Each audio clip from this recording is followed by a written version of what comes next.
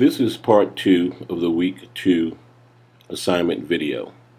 And in this first step, we will accomplish step number 10, where we create an APA 6th edition conforming line graph. Now, I'm not going to put it in APA format, but I am going to show you how to plot it.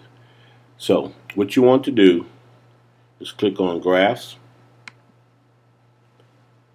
Legacy Dialogues, and you'll see that you have the selection for a line graph. You select that.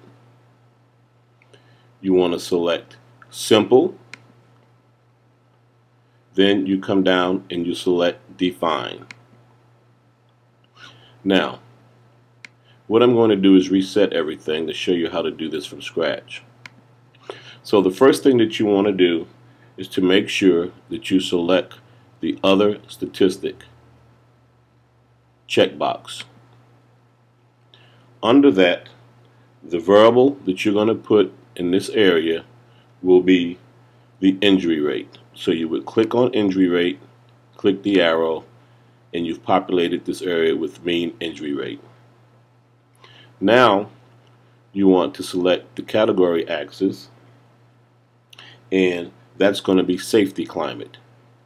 So you click on safety climate, you click the arrow to put it into the category axis area. So basically, you want to make sure that you have the Other Statistic box checked, you have the mean injury rate in your variable selection, and you have the safety climate in your category axis. At that point, you simply click OK, and what you have is a graph depicting the mean injury rate and safety climate. Notice safety climate down on the x-axis as required, and injury rate over here on the y-axis as required. Now notice that we have this to 3 decimal places, 80.000. And remember when we went into the data set and we changed all the decimal places to 3 places.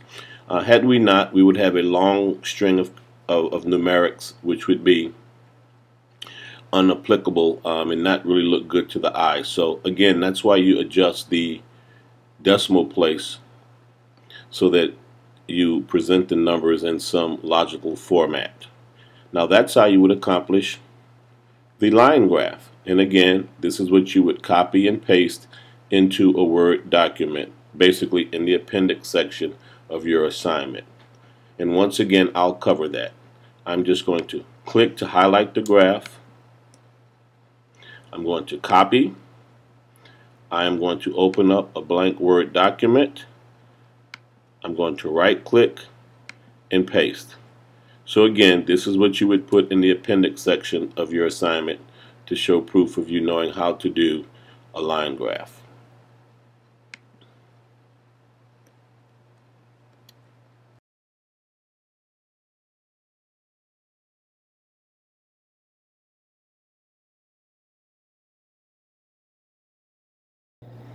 Okay, we will now accomplish step 12 of the week 2 application assignment, where we will run a bivariate regression analysis. And the assignment has identified the independent and the dependent variables. So what we would do is we would click on Analyze.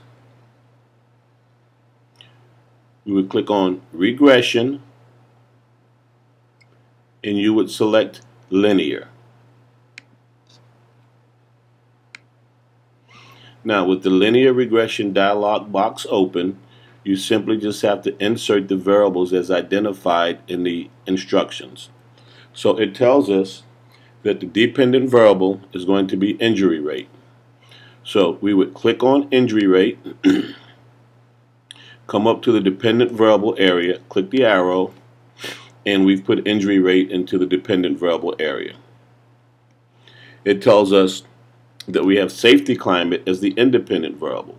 So we would click on safety climate. In the independence area where we have the arrow, we would click, and that is going to populate the independent variable area. So basically what we're trying to see is the safety climate of a work organization or of a work site, if it can predict the injury rate. You know, we would think that a place with the higher emphasis on safety climate would have lower injury rates. So we're testing that hypothesis.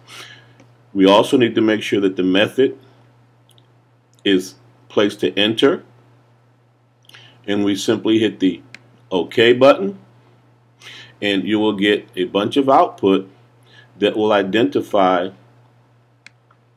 the results of the analysis. Now, I'm going to briefly go over this. What you are really concerned with is looking into the ANOVA box.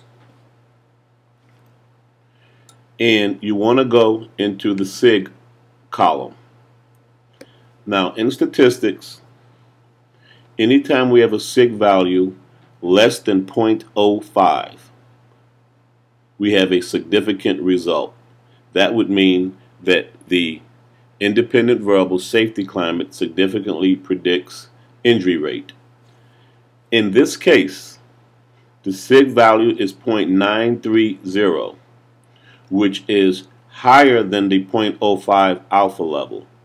This means that this is not a significant predictor. So in other words, the safety climate does not significantly predict the injury rate. So again, you want to look in the ANOVA table for a regression analysis.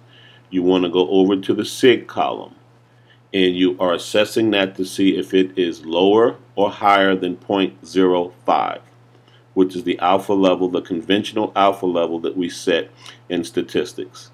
Again, if it is less than 0.05, we have a significant result. If it is greater than 0.05, we have a non-significant result. Down at the bottom, it will clearly identify what the dependent variable is for you, injury rate, and the predictive variable is safety climate. So you can also use this area to make sure that you have put the appropriate variables in the appropriate location.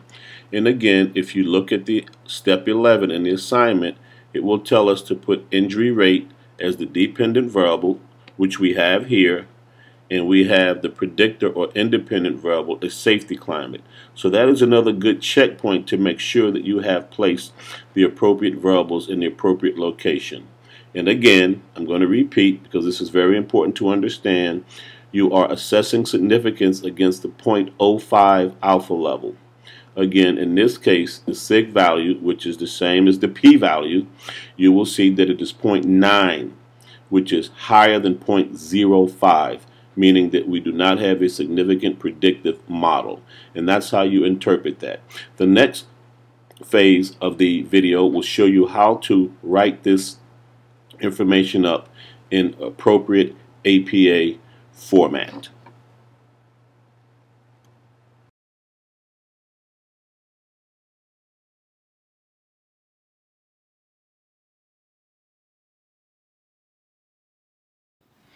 This brief video will explain to you how to write the statistical notation once you have retrieved your APA results in terms of the output.